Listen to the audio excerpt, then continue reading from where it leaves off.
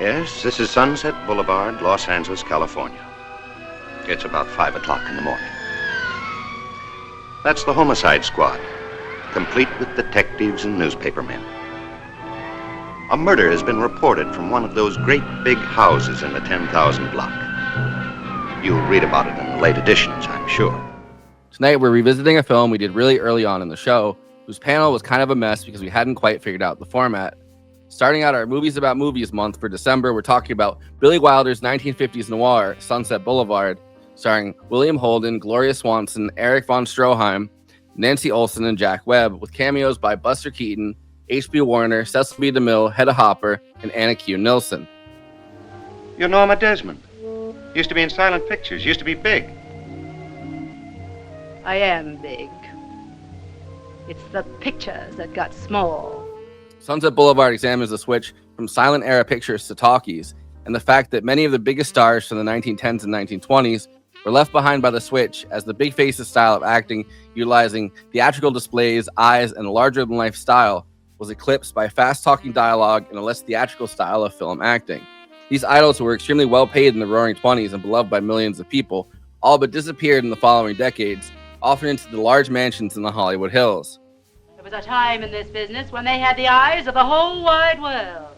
But that wasn't good enough for them. Oh, no. They had to have the ears of the world, too. So they opened their big mouths, and out came talk. Talk, talk! Former stars like Mary Pickford and Paula Negre lived reclusively in the hills long after their careers had dried up.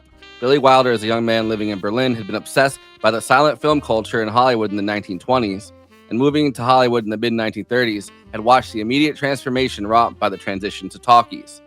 He wondered what went on in those big mansions in the Hollywood Hills. Once, as he said, the parade had passed them by. Billy Wilder wrote Sunset Boulevard with his collaborator Charles Brackett. This would be their last film together out of a partnership over the course of 16 films. They'd win Best Original Screenplay together for Sunset Boulevard. They'd previously been nominated for Ninotchka, Hold the Line at Dawn, and A Foreign Affair, and won both Best Adapted Screenplay, and Billy Wilder won Best Picture for The Lost Weekend. Brackett would go on to write and produce the 1953 version of Titanic, which would go on to win him another Oscar. He also would produce The King and I with Daryl Zanuck, among many other films. Nobody important, really. Just a movie writer with a couple of B pictures to his credit. The poor dope. He always wanted a pool. Well, in the end, he got himself a pool. Only the price turned out to be a little high. Sunset Boulevard starts with a murder in the Hollywood Hills. A struggling screenwriter named Joe Gillis, played by William Holden, face down in a pool. The type of pool that he always dreamed of owning, says the narrator. It turns out to be Gillis telling us the story from beyond the grave. Gillis is a writer from Dayton, Ohio, who has written a few B pictures, but nothing of any consequence. He's grasping, lazy, entitled, and quickly sinking. Lady, you got the wrong man. I had some trouble with my car, a flat tire. I pulled into your garage until I could get a spare. I thought this was an empty house. Trying to avoid the collection agency, he stashes his car in the garage of a mansion that seems to be abandoned, only to find out it's the home of fated silent film legend Norma Desmond and her butler, Max von Meyerling. From there, Gillis is thrown into one of the greatest stories of psychological delusion and codependency ever told on screen, as he is hired by Norma Desmond to work on her screenplay based on the story of Salome, which she intends to give to Cecil B. DeMille, who she worked on so many silent films with in the distant past to film at Paramount. Salome, what a woman. What a part. The princess in love with a holy man. She dances the dance of the 7 veils. He rejects her, so she demands his head on a golden tray, kissing his cold, dead lips. I love it in Pomona. However, quickly it becomes clear that Norma Desmond is mentally ill, prone to fits of suicidal depression, and her delusions are aided by her butler Max, who makes it seem like audiences of millions are still clamoring for her return. Gillis is slowly lured into the mansion from staying in a bungalow outside, which floods. His privacy is taken away, and Norma Desmond comes to rely on him for all of her psychological needs. Even as he tries to break away, she continually threatens to commit suicide. At the same time, Gillis sneakily enters into a partnership with his friend's fiancée to write a screenplay that will hopefully get him out of this work morass. No one ever leaves a star. That's what makes one a star. Norma Desmond is played by Gloria Swanson, one of the most prolific silent stars of her era, who starred in Cecil B. DeMille's Male and Female, a World War I romantic drama For Better, For Worse, Something to Think About, and The Affairs of Anatole. She also starred with Rudolph Valentino in Beyond the Rocks. You know, this floor used to be wood, but I had it changed. Valentino said there's nothing like tile for a tango. Come on. Not on the same floor with Valentino. In 1925, after signing with United Artists, Gloria Swanson began trying to produce her own pictures at the worst time for a silent star, as the talkies would be sweeping Hollywood by storm just 2 years later.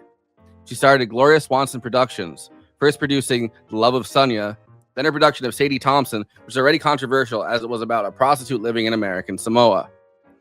Bankrupted her to the point where she only had $65 to her name. Although it was critically hailed, Gloria Swanson received a nomination for Best Actress at the first Academy Awards. Her time in the sun was basically over. She was able to make a few more films, including Perfect Understanding, where she starred alongside Laurence Olivier and was the producer on the film. But from the 1930s, she was ironically most often on the radio, touring in summer stock plays, published a newsletter, did political activism as a lifelong Republican, and did sculpture and visual art. She should be hailed as a leading actress attempting to take ownership of her own work as a producer, which is a thing that actresses are grappling with even today. It's becoming more normal now, with actresses like Margot Robbie and Greta Gerwig doing what Gloria Swanson was struggling with a century ago. Erich von Stroheim was a visionary German director who had directed Gloria Swanson, known for being an early auteur, avant-garde filmmaker. Billy Wilder famously said that von Stroheim was always a decade ahead of his time, to which von Stroheim said, 20 years! Von Stroheim has been hired as a director by Swanson and Joseph P. Kennedy, who Gloria Swanson was having an affair with at the time, to direct their film Queen Kelly. But clashes in vision and style led to von Stroheim being removed as director before the film was completed. In Sunset Boulevard, he plays Max, the butler of Gloria Swanson's Norma Desmond, whose love and loyalty for her keeps her delusions going. I'm terribly busy. That's no excuse. You read the script, of course. Yes, I did. Then you could have picked up the telephone yourself instead of leaving it to one of your assistants. Cecil B. DeMille makes a cameo as himself, still working as a director of historical epics in the 1950s. The Paramount lot, which was used to shoot so many of these silent films as the famous Players Lasky Corporation in Gloria Swanson's day, is used to create a staging ground for one of the big humiliations, as it's revealed that all the calls that Norma Desmond had been getting were actually because they just wanted to loan her car to shoot a different film. Norma Desmond is a composite of many different silent film actresses, actually somewhat unlike the real Gloria Swanson, who by all accounts is a pretty down-to-earth and a realistic person.